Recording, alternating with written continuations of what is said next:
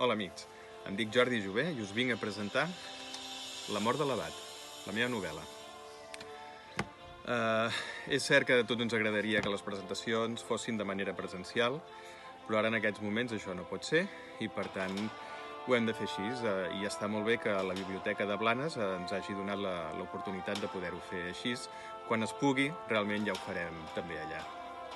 Doncs bé, aquí he mirat de novel·lar un fet històric que va passar el 1350 a Sant Cugat, potser algú ha reconegut la façana de l'església, i el que va passar és que, com diu el títol, van matar l'abat.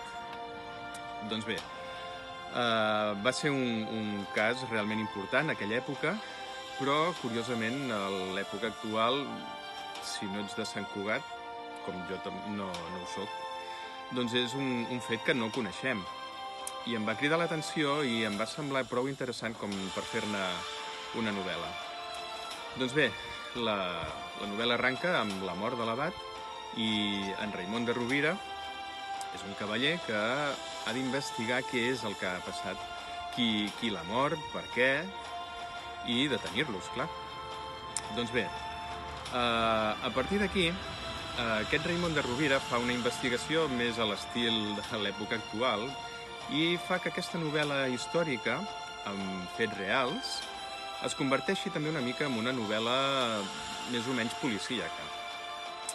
No són policies, lògicament, però és la manera que té en Raimon de Rovira d'investigar qui ha matat l'abat i mirar de detenir-los. Doncs bé, és una novel·la que espero que us pugui interessar, ja no només per la vessant històrica, sinó també per la policíaca, i que realment, quan puguem, espero que ens puguem veure tots junts a la Biblioteca de Blanes. Moltes gràcies.